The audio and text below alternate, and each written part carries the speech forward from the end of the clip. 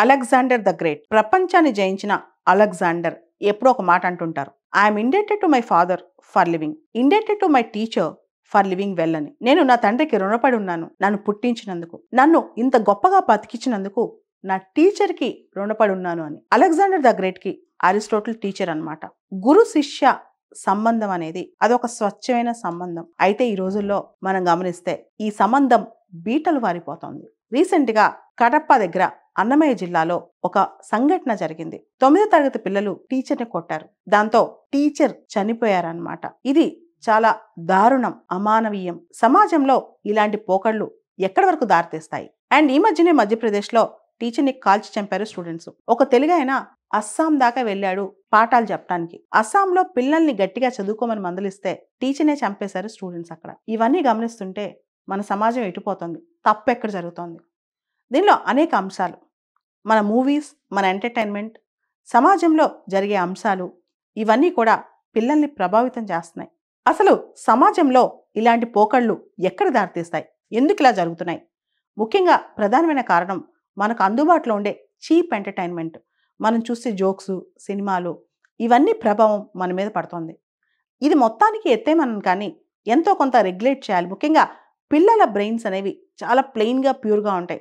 వాళ్ళపైన మన చుట్టూ జరిగే, సమాజంలో జరిగే అంశాలు, ఎంటర్టైన్మెంట్ అనేది వాళ్ళలో ప్రభావం బాగా చూపిస్తుంది అనమాట. వాళ్ళ ఈ వింత పోకడ్లు, వాయిలెంట్ పోకడ్లు, తల్లిదండ్రులకి, టీచర్స్కి ఎదురు చెప్పే పోకడ్లు ఇవన్నీ విపరీతంగా బయలుదేరుతున్నాయి. తర్వాత లీనియంట్ పేరెంటింగ్ అంటే అతి గారాబం అనమాట.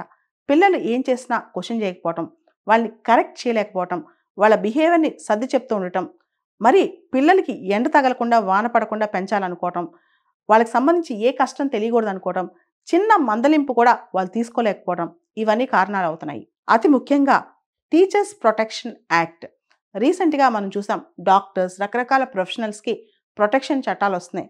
అదేవిధంగా టీచర్స్ కూడా అలాంటి చట్టాలు రావాల్సిన రోజు వచ్చేసింది అనమాట. అంటే అసలు ఈ యాక్ట్ రాకూడదు, ఎప్పటికీ అటువంటి అవసరం రాకూడదు అనుకున్న వాళ్ళకి ఇప్పుడు ఆ యాక్ట్ గురించి అడిగే ఆలోచన వస్తుందన్నమాట. ఇదంతా ఎందుకు జరుగుతుందంటే పోకళ్ళు. ముఖ్యంగా ఏం చదువు చదువుతున్నాం, ఎక్కడి వరకు వెళ్తున్నాం మనం?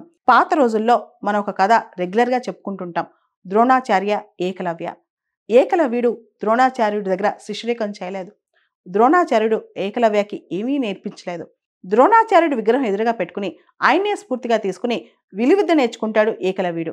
అయితే ఒకసారి ద్రోణాచార్యుడు ఎదురుపడి అతని విద్యను చూసి అతని దగ్గర గురుదక్షిణ అడుగుతాడు, రైట్ థంబ్ ఇచ్చేయమని చెప్పి.